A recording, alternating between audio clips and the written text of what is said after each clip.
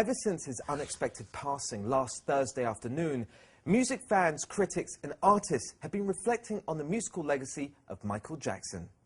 So we decided to dig deep into our archives to get the opinion of the ultimate expert on the subject, the King of Pop himself.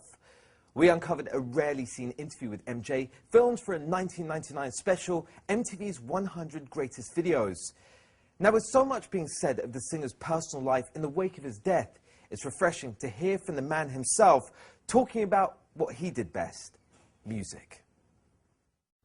The idea is to take it a step forward and to innovate, or else why am I doing it? I don't want to be just another can in the assembly line. I want to, create, do something that's totally different and unusual. It's like, I hate to say it, but it's like what all songwriters say. It's true. It's like you don't write the song writes itself, and it just kind of falls into your lap. It's like when you say, gee whiz, did I do this? It was that sort of thing. Is video the same, or is video more work? Kind of. I think so. It's a cousin of the same creative, intent. I think. You let it create itself, really. I know I do.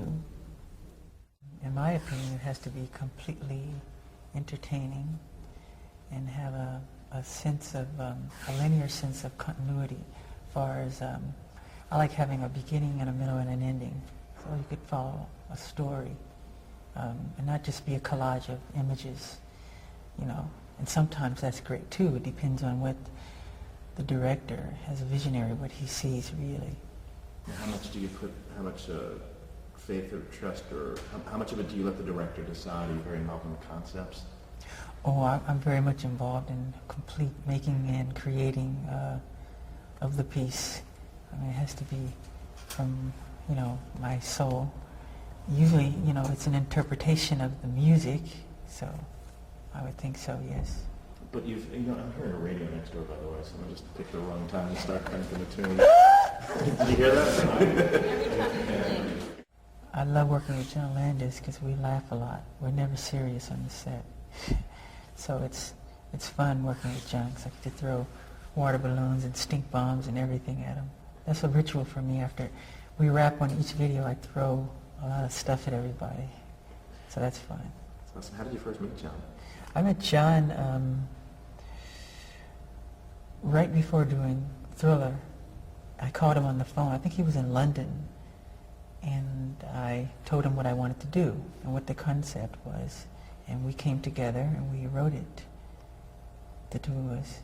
Now, when you were talking concept with him, did you envision it as being a movie or a music video? Because it seems it's more of a film. No, my idea was to make a short film, with conversation in the beginning and make that kind of linear and to bookend it with conversation at the end.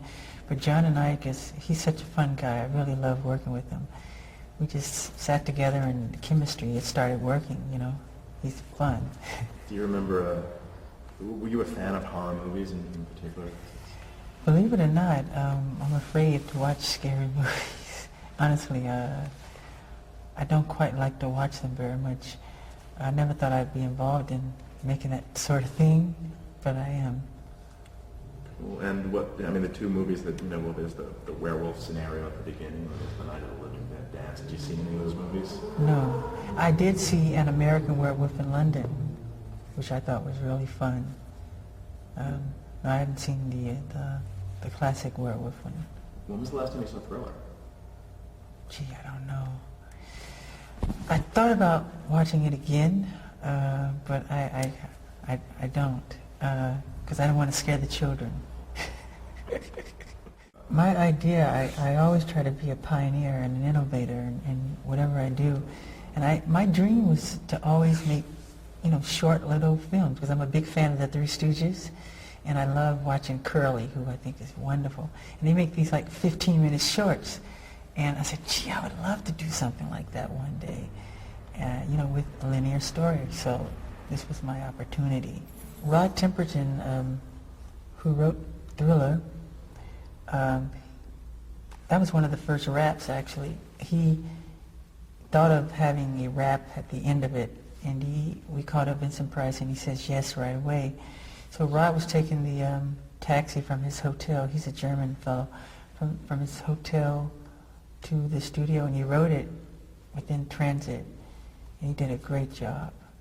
Did you ever meet Vincent or get to? Yes, I've known Vincent Price since I was 11.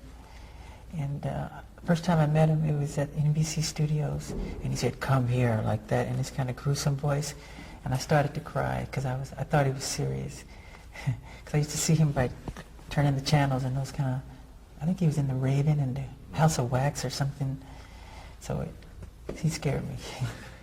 And was there any talk of trying to get him actually in the video? Or Pardon? to actually get Vincent physically in the video? No, there was never any talk about that, no. Okay, and some of the dialogue, we were watching the video earlier, and do you remember any of the dialogue from the scenes? Anything that jumps out at you from the film at the beginning with all that? From Thriller? Yeah. Do you have a favorite line or favorite part of that?